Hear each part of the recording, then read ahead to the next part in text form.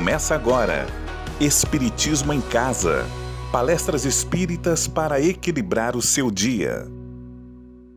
Então vocês vejam, nós nos permitimos coisas na sociedade que parecem normais, mas que podem estar trazendo algum prejuízo para o indivíduo. De vez em quando eu tenho a intenção que aumenta e diminui. Não? Tá legal?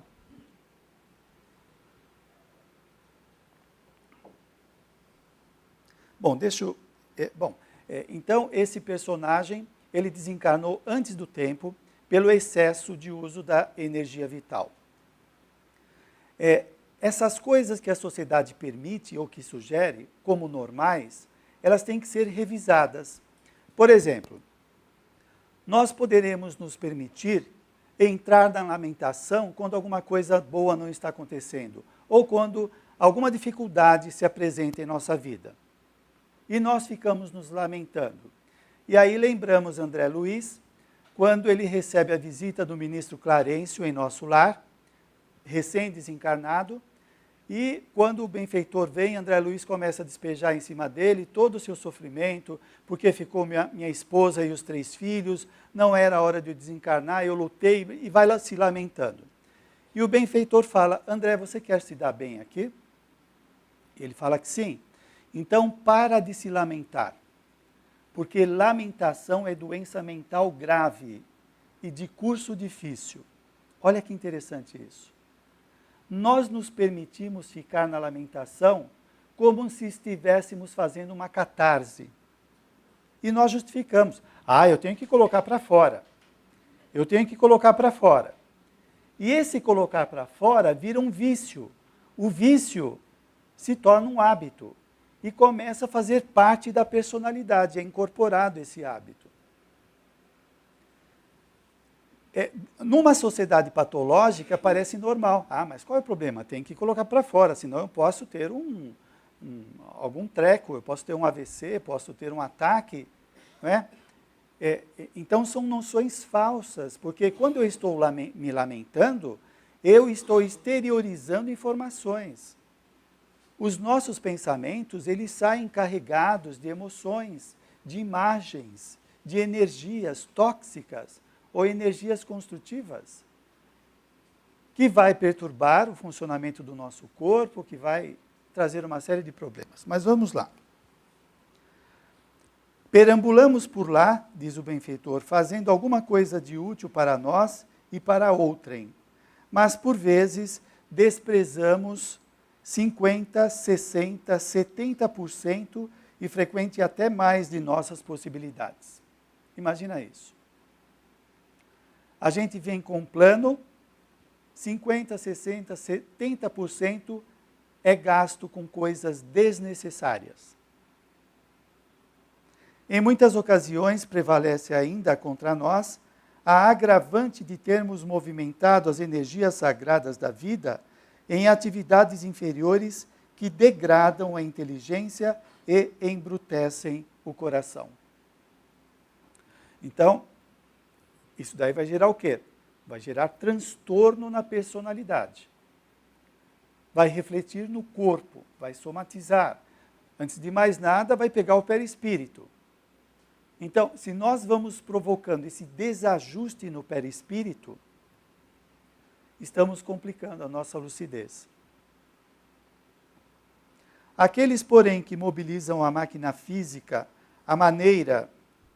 Tinha que desligar. Só um minutinho.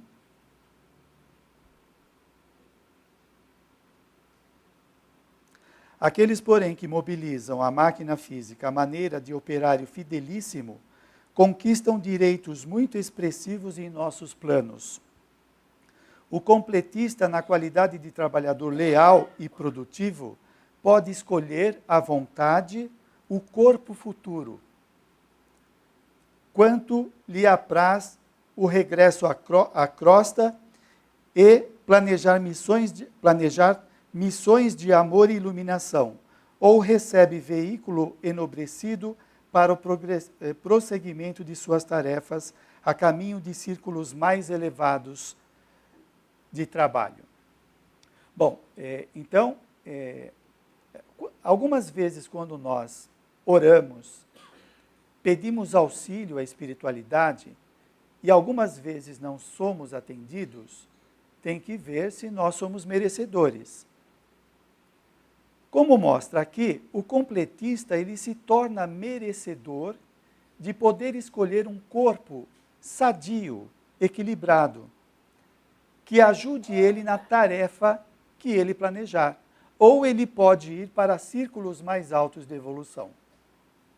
Então, em nossa existência, quando não recebemos o que queremos, pode ser por falta de merecimento. Se nós começarmos a fazer o bem, a nos engajarmos no programa do crescimento, então as coisas podem acontecer. Agora, vai acontecer de acordo com as nossas necessidades, não necessariamente de acordo com os nossos desejos. Porque nem sempre aquilo que desejamos é o melhor para nós. Então, até nisso nós temos que discernir o que é bom para nós. Quando é programado a reencarnação do indivíduo, é avaliado a ficha evolutiva dele.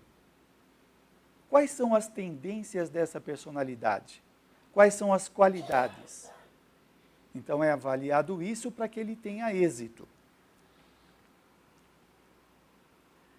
Eu vejo que essa colocação do Manassés, ela serve para a gente pensar no paradigma de vida que nós temos.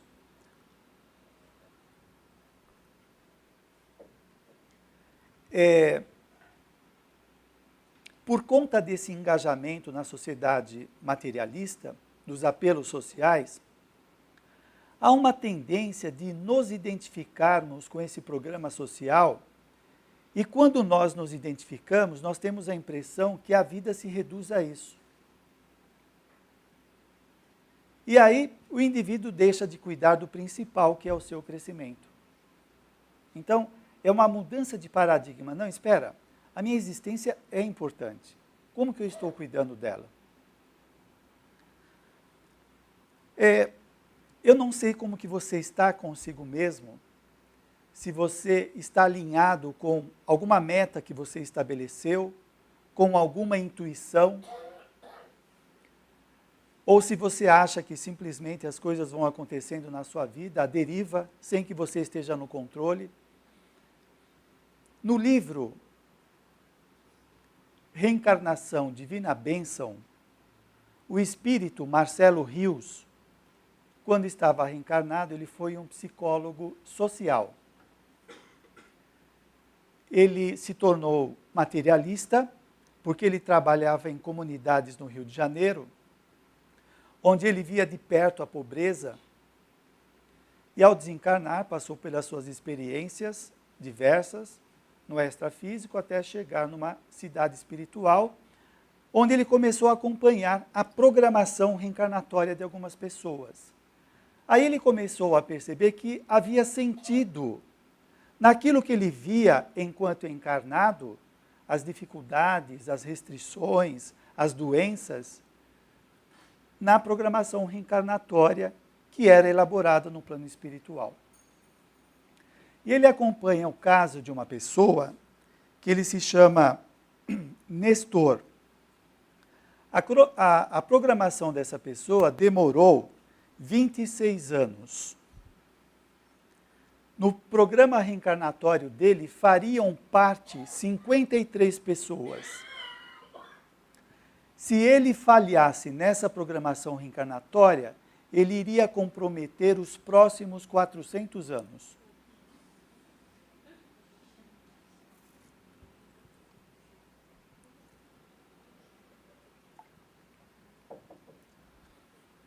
Por que eu coloquei em pauta essa colocação do Marcelo Rios? Você acha que a sua vida aconteceu movido pela sorte ou pelo azar? Ou pela casualidade? Nós temos a tendência de olhar para o outro e falar, nossa, essa pessoa tem uma missão muito importante. Nossa, tal pessoa é equilibrada, ela deve estar bem sintonizada com a espiritualidade. parece que só nós não temos importância.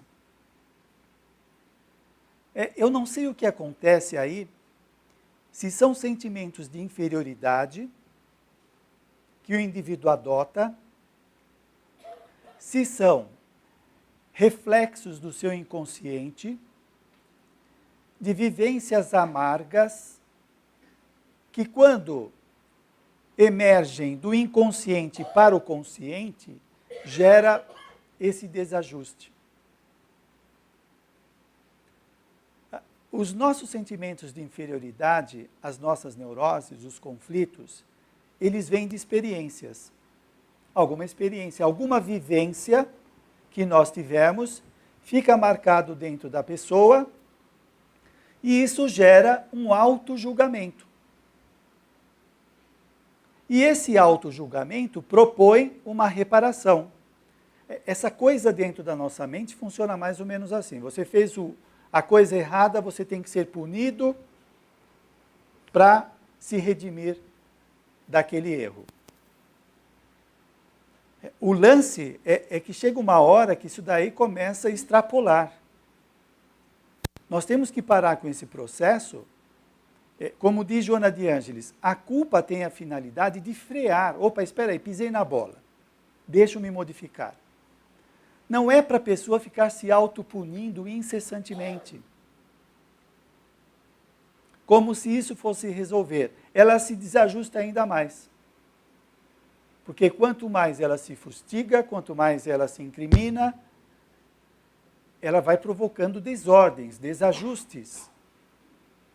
E ela pode virar uma auto-obsessora, que logo vai ser assessorada por um obsessor que vai incrementar a ideia na cabeça dela. Realmente você tem que ser punida, você não merece ser feliz, você tem que sofrer. Você sabia e fez errado. Olha, isso daí tem cheiro de pecado. Cheiro de pecado, é coisa que ainda está no nosso inconsciente desde a Idade Média e até antes disso, e que não foi solucionado. Nós temos que ter um outro esquema, aí é a mudança de paradigma. E o Espiritismo traz essa proposta. Ele não propõe para que nós façamos esse autoflagelo como meio de reparação. A proposta do Espiritismo é fora da caridade não é amor, não há salvação, ou seja, fora da prática do bem, fora dessa mobilização do amor, não se evolui. Então é um paradigma diferente. Para ilustrar um pouquinho mais essa questão, no livro Sexo e Destino, no Instituto Almas Irmãs, que é um hospital-escola, o benfeitor Belinto, ele dá a seguinte informação. O Almas Irmãs tem 82 anos de existência. O livro foi escrito em 63. Então, ele já tem 100 e poucos anos de existência. Ele tem uma população oscilante de 5 a 6 mil pessoas. De cada 100 reencarnantes, 18 são vitoriosos. 22 ficam melhorados. 26 muito imperfeitamente melhorados. 34 onerados por mais dívidas. Eu não queria causar insônia em você, mas foi inevitável.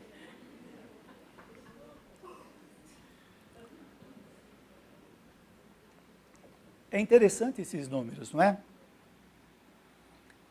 Quem tiver mais interesse, no livro Temas da Vida e da Morte, Manuel Filomeno de Miranda também traz bastante informações sobre a programação reencarnatória, e ele fala que o índice de fracasso é muito grande. Então, aí nós voltamos à reflexão nesse modelo social. Quando nós somos socializados, nós engolimos garganta abaixo esse esquema social que tem uma série de informações alienantes, que deixam o indivíduo perdido.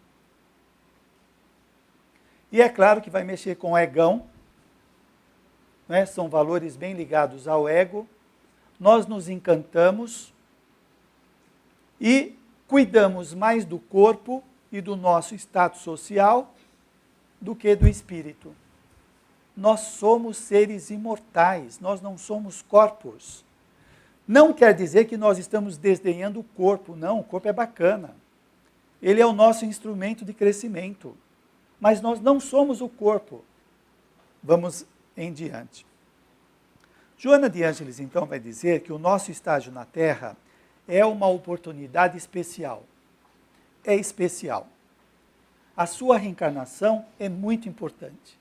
A sua vida, o seu corpo, o seu meio social. Se você não tem o status que os seus parentes ou amigos têm, que você acha que é importante, se você não tem um corpo perfeito como pessoas que seguem a ditadura da moda e você não tem e acha que isso é um impedimento, seria interessante você fazer uma revisão, porque estas condições são meios do crescimento. A importância está em você ser quem você é. Não o título que você carrega, não os diplomas, o dinheiro que você tem, o carro. Não é você. Nós temos que resgatar isso. Nós somos importantes. Isso não quer dizer que nós vamos resvalar na onipotência. Ah, agora você é onipotente, acha que é melhor do que todo mundo. Não é isso. É reconhecer o nosso valor. Ora, como que uma pessoa que se maldiz, que se subestima, que se compara negativamente com os outros, como que ela pode caminhar bem na existência? Aliás, eu trago essa reflexão dentro do centro espírita. Como uma pessoa que se subestima pode fazer o bem para o outro? O que ela vai passar? Qual é o modelo de vida que ela está passando para o outro? O legal é assim, né? Que a leitura da psicologia é o seguinte: essa pessoa está projetando o seu mundo interno. E ela acha que está sendo realista. Ah, eu sou realista, olha aí a realidade. Mas por que na realidade dela ela só enxerga isso? Por causa da projeção. Porque se ela tivesse um conteúdo mais bacana, mais iluminado, ela ia ver as coisas legais que tem no meio desse tumulto, no meio dessa confusão. Então nós temos que fazer essa revisão. Continuando, Joana de Ângeles. Então, o estágio na Terra é uma oportunidade especial para o nosso crescimento espiritual. Nós estamos aqui para crescer, não é para sofrer. O sofrimento é resultado dos nossos equívocos.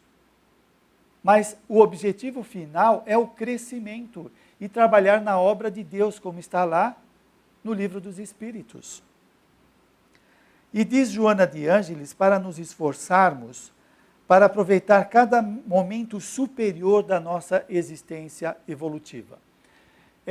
Algumas pessoas caem numa rotinização da vida, às vezes estão desempregadas, estão no meio de uma separação, de filhos que vão embora, filhos que são rebeldes, que usam droga, e tudo isso traz sofrimento, é claro. Mas aí que está. Por que o completista ele consegue ter uma visão diferente? Ele não reduz o seu olhar na coisa em si mesma.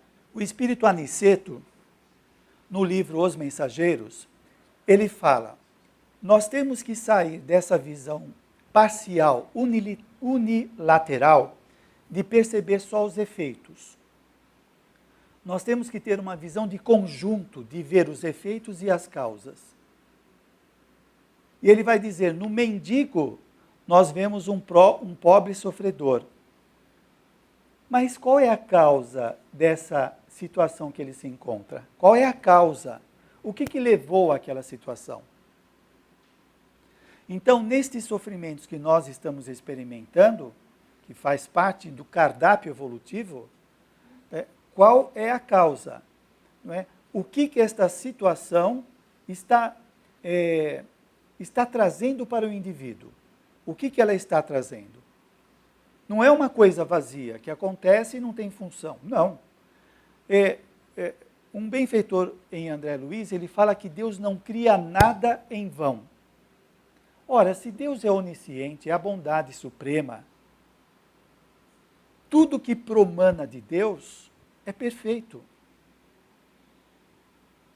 Então, se nós não estamos alcançando o que está por trás das coisas, se não sabemos fazer uma leitura fidedigna, não quer dizer que o mundo está errado. Não quer dizer que estamos sendo injustiçados. É que nós não estamos alcançando o que está acontecendo. Atrás disso tem uma mensagem. Qual é a mensagem? Para quê? Não é o porquê, é o para quê. Para que isso está acontecendo? Qual é a finalidade? Continuando. O processo evolutivo é realizado através de etapas que proporcionam o aperfeiçoamento moral, a liberação dos atavismos perturbadores, a conquista dos bens eternos. Olha só, essa realização por etapas. Você pode ter programado trabalhar mais numa área do que em outra. Você pega uma mãe que às vezes ela quer cuidar de 3, 4 filhos e esses espíritos têm compromisso com ela. Ela pode trabalhar no aperfeiçoamento da sua maternidade. O outro pode trabalhar na área industrial, empregando pessoas, dando condições de crescimento. Ele pode trazer uma série de crescimentos nos seus funcionários. No livro Jesus Gonçalves, quando ele foi rei visigodo, isso há mais de 1.500 anos atrás, quando ele reencarnou aqui no Brasil, como o Jesus Gonçalves, lá vai dizer que demorou 1.500 anos para ele reparar os danos sociais que ele provocou no passado. E uma série de subalternos dele, quando ele era rei, reencarnaram também lá no leprosário. E ele, como líder, ele tinha naquele momento a função de ajudá-los no crescimento pessoal. Então você pega empresário que ele pode estar promovendo o crescimento de pessoas. Não é? Então, qual é a sua tarefa? Em que você está trabalhando? Tem alguma área que talvez deva receber mais investimento. Mais investimento. Pode ser no crescimento pessoal. Se você carrega conflitos pessoais que dificultam a sua relação com a vida, então pode trabalhar esses aspectos. Você não precisa ficar assim até o final da vida. Gente, excetuando a expiação, a prova é reversível. A prova muda. Se não for transtorno de personalidade, que é diferente, né, o indivíduo pode trabalhar os seus aspectos pessoais. E olha, a Joana de Ângeles fala aqui que nesse processo reencarnatório, o indivíduo trabalha a liberação dos atavismos. O que é isso? Digamos que você queira ser feliz. Obviamente está buscando isso, quer ser feliz, quer ser lúcido, mas percebe que alguma coisa emperra. Parece que as coisas não vão. Esses atavismos precisam ser colocados para fora. Os atavismos são as coisas erradas que nós fizemos. Poderíamos chamar de débitos que carregamos internamente, que não conseguimos fluir com a vida enquanto esses empeços internos obstam o crescimento da pessoa. Deu para entender?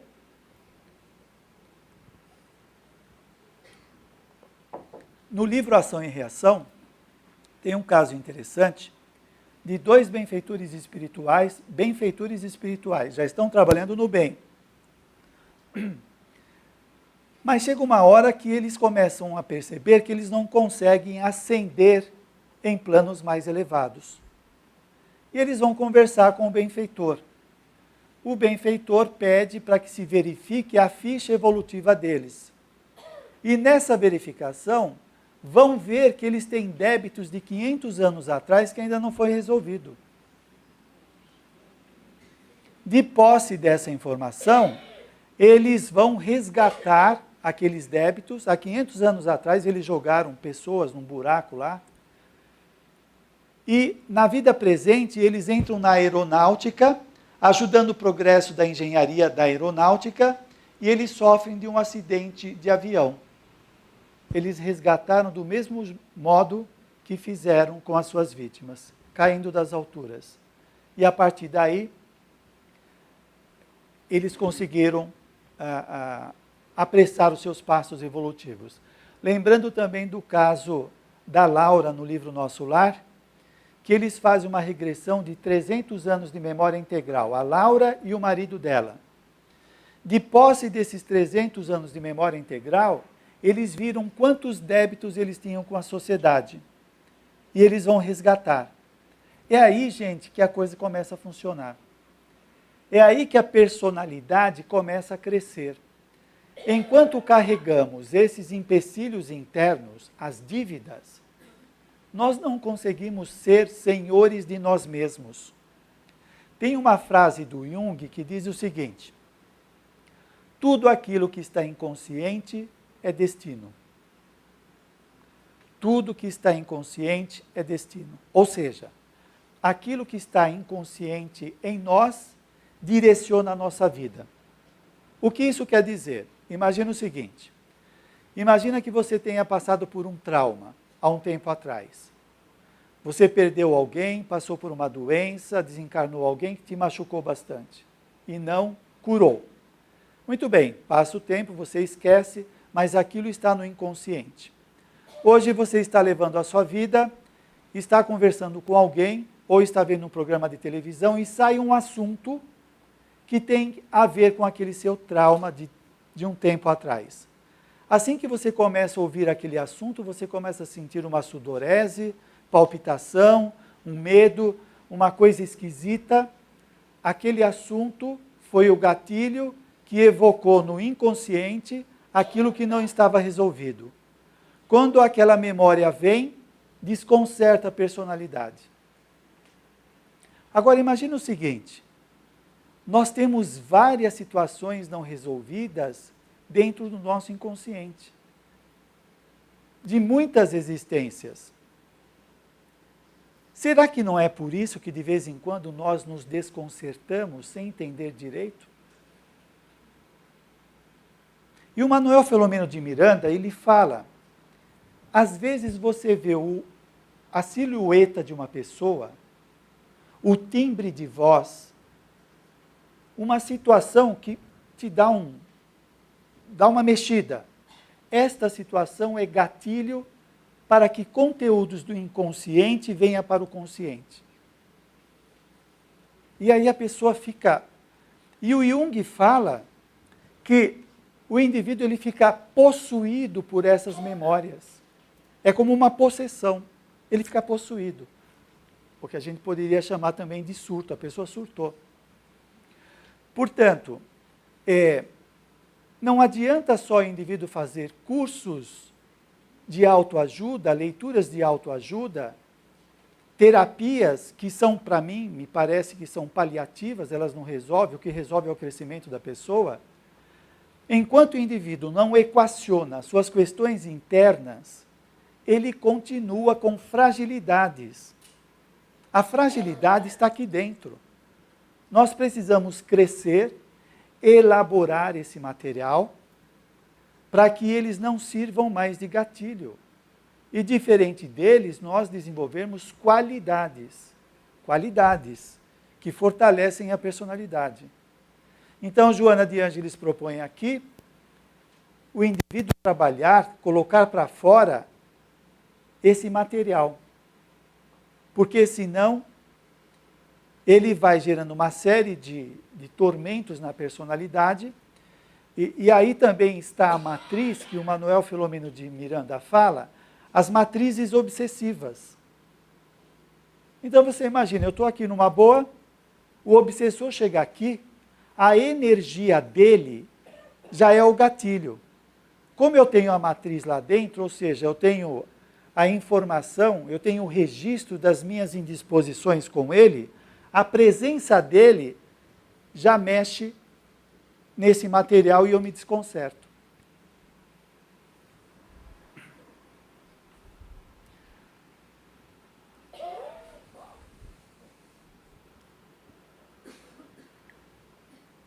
E ela propõe aqui, então, a conquista de bens internos. Equilíbrio é uma conquista. Autoconfiança. Como se obtém isso? Se exercitando. Não tem milagre. Se você quiser tocar violino, basta você se inscrever numa escola? Não. Você tem que ir lá, treinar, treinar, treinar, para ir incorporando aquele conhecimento. As qualidades que nós queremos em nossa personalidade têm que ser exercitadas constantemente. Imagina, eu estava falando da mãe, imagina uma mulher que reencarna há 10 vidas como mãe. As qualidades maternas dela vai ser muito grande, porque aquilo está bem desenvolvido. Tem um caso de André Luiz, que tem uma obsessão simbiótica, que o espírito está grudado no obsediado, que está acamado.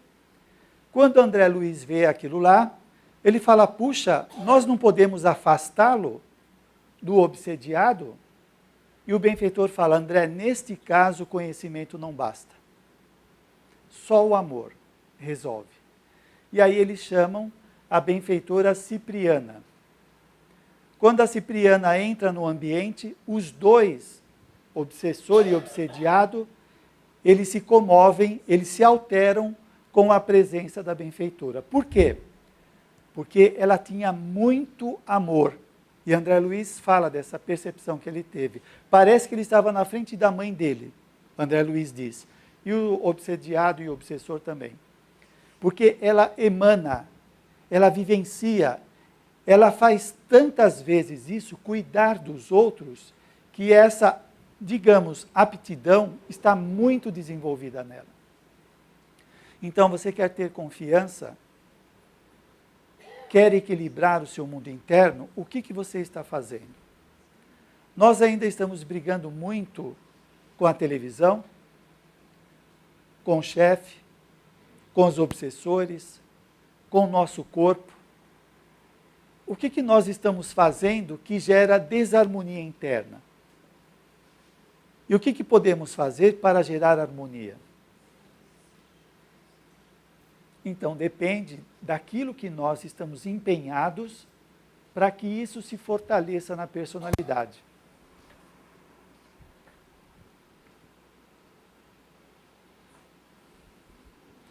Diz Joana de Ângeles que a viagem corporal possibilita a aquisição da plenitude, a inteireza. Nós não somos somente o ego, não somos somente o corpo. Nós somos um espírito reencarnado que estamos num corpo. Essa visão é mais abrangente do que essa visão fragmentária da pessoa que nós somos. E muitos de nós até nos autodenominamos segundo as doenças que temos, segundo as condições sociais que temos. Né? O indivíduo fragmenta muito o olhar que tem sobre si mesmo.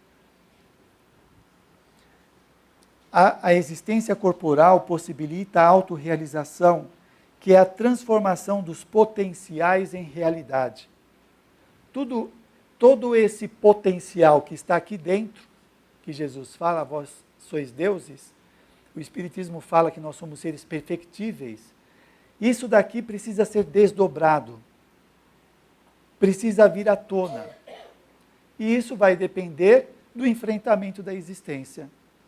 O enfrentamento da existência faz com que o indivíduo tenha que mobilizar as suas capacidades cognitivas, afetivas, emocionais, tudo isso tem que ser mexido e é revolvido no contato com o outro, no enfrentamento das dificuldades, nos momentos alegres. Tudo isso, então, está possibilitando que isso venha para fora. Fugir da vida não é a melhor coisa. Nós temos que aprender a estar em contato com a vida. Esta é uma aptidão que temos que desenvolver, a sociabilidade. Mas como que uma pessoa que tem uma taxa significativa de timidez ou de menos-valia dentro dela, como ela pode se sentir confortável para se relacionar com o outro? Você pega uma pessoa que tem a paranoia, que tem algum processo interno de auto-julgamento, de culpa. Quando ela vai se relacionar, ela tem a impressão que está sendo julgada, que as pessoas não gostam dela. E isso são coisas subjetivas, não vem de fora, vem de dentro. Aí a necessidade de trabalhar o mundo interno. Para que isso não seja empecilho. Então vocês veem, os empecilhos não estão lá no outro, no olhar do outro, no julgamento do outro, mesmo que o outro julgue. Por que que o olhar do outro nos pega? Por que que o julgamento do outro nos derruba? Porque ele é forte ou porque nós somos fracos? É muito fácil projetar, né? Ah, você que faz isso comigo, você me coloca para baixo, você fala mal de mim, você. E por que que nós somos tão frágeis? Vai ter que chegar uma hora nesse processo evolutivo que vamos estar vacinados contra o olhar do outro. Os outros sempre vão olhar. Por que que eles olham? Porque eles têm olhos. Porque eles existem. Não dá para passar uma borracha em todo mundo e tirar do mundo. Não é? Nós temos que saber lidar com isso. Agora, o bacana de tudo isso é que o outro mostra como nós estamos. É por isso que os benfeitores falam que o nosso inimigo, a pessoa difícil, é um benfeitor. Porque ele está sendo um espelho, fazendo eu ver aquilo que eu não consigo enxergar de pronto, no mergulho interno. Sempre que nós chegamos perto de alguém e nos incomoda, opa, tem uma mensagem aí. Tem alguma coisa lá dentro que não está muito bem.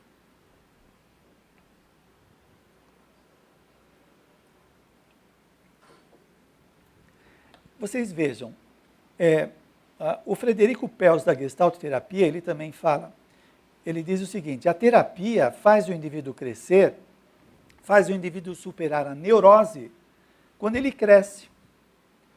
Por que quando nós crescemos nós melhoramos? Porque nós aumentamos a nossa visão da vida.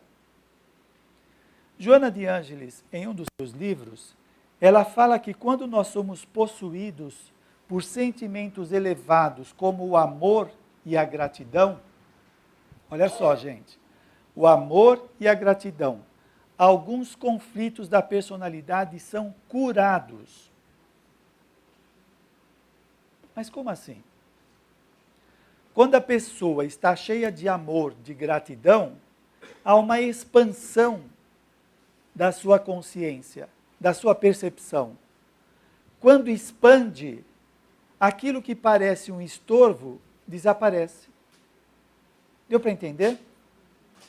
A gente poderia dizer o seguinte: muitos problemas que nós temos são de uma percepção distorcida e não de uma realidade em si. Se nós temos uma visão reduzida da vida, tudo é ameaçador, porque eu me sinto muito pequeno, impossibilitado. Quando eu expando as minhas possibilidades, eu começo a enxergar as coisas como são, não como eu imagino. E aí nós tomamos contato com esse Deus interno. E aquilo que parecia ameaças, diluem-se por causa desse estado melhorado da personalidade. Vocês vejam, nós temos oscilações. Tem dias que nós estamos melhores. Nós somos mais lúcidos, mais sociáveis, mais amistosos. Tem dia que a gente cai. Não consegue nem olhar para os outros, quer ficar trancado no quarto. O indivíduo fica possesso por sentimentos de inadequação, de mal-estar, que ele não tolera a relação com o outro. Nós temos que exercitar mais esse lado positivo, que é uma proposta da psicologia positiva. Cultivar mais os sentimentos elevados. Não quer dizer que nós estamos nos alienando dos sentimentos negativos, mas é não cultivá-los. Temos que trabalhar, elaborar, mas também desenvolver outras qualidades que nos fortaleçam, que faz o indivíduo se sentir bem consigo mesmo.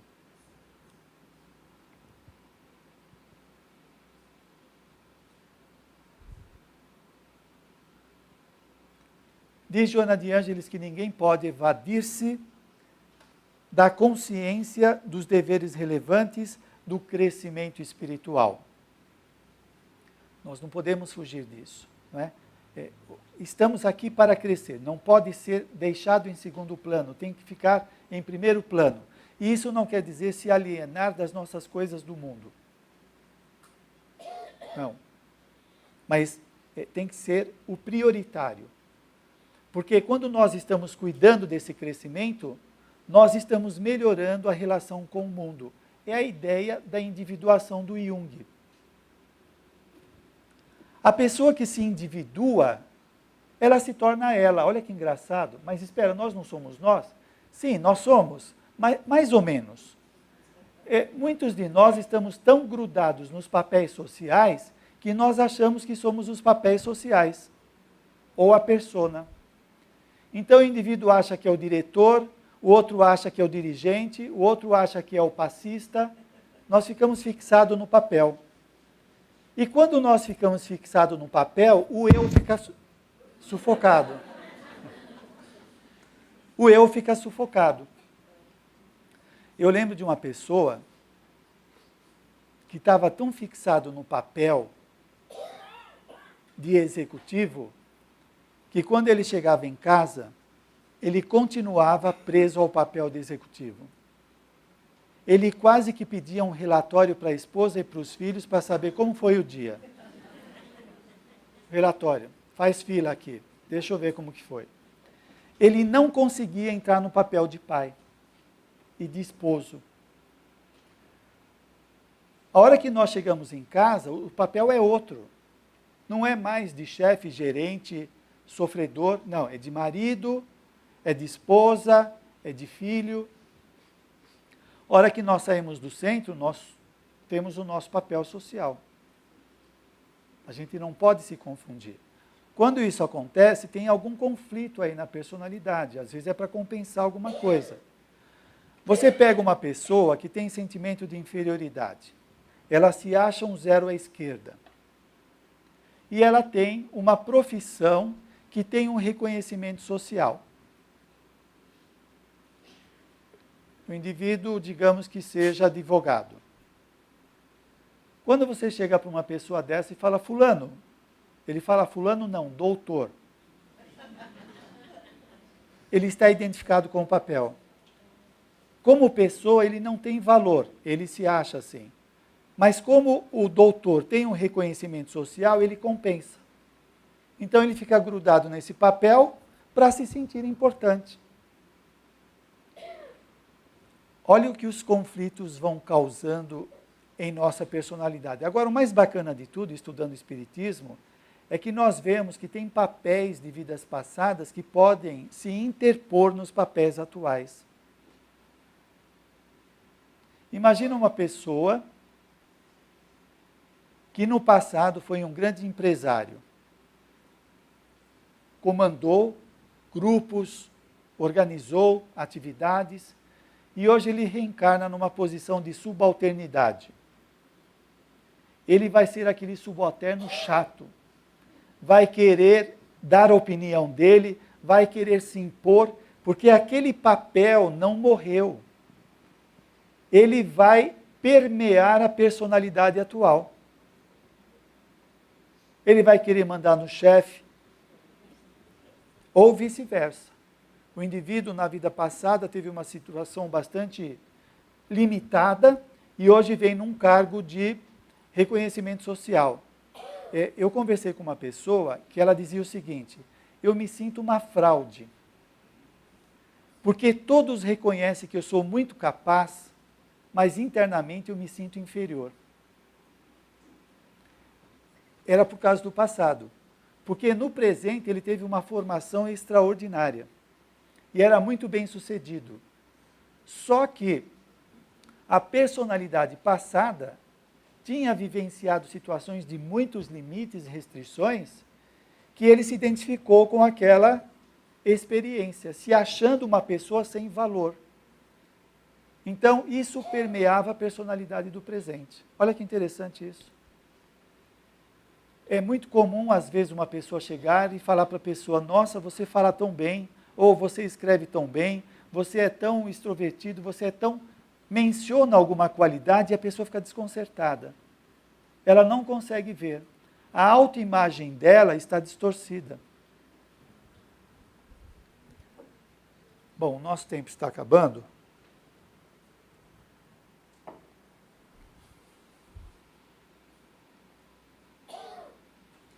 Joana de Ângeles diz que as leis divinas estabelecem que o progresso é irrefragável e nada o detém.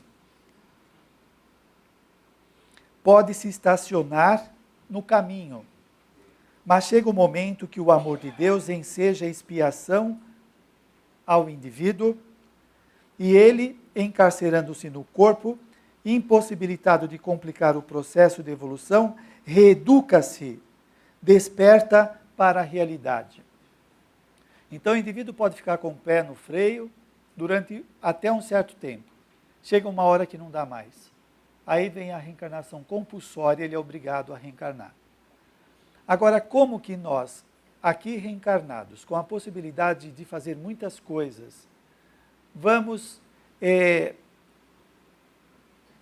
nos contentar, nos conformar, vamos entender o conformar, entrar dentro de uma forma. Como que nós nos permitimos isso?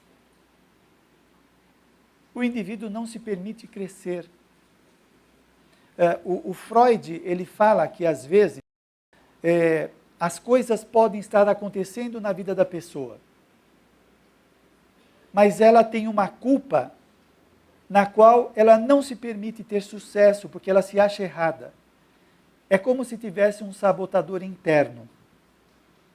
E olha, e para nós espíritas é um exercício mental. Quando isso vem de dentro ou vem de fora? É um sentimento interno ou é uma obsessão?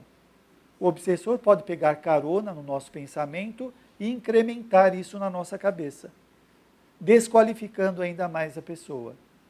E ela não se permite grandes realizações, ou aquilo que tem que ser feito.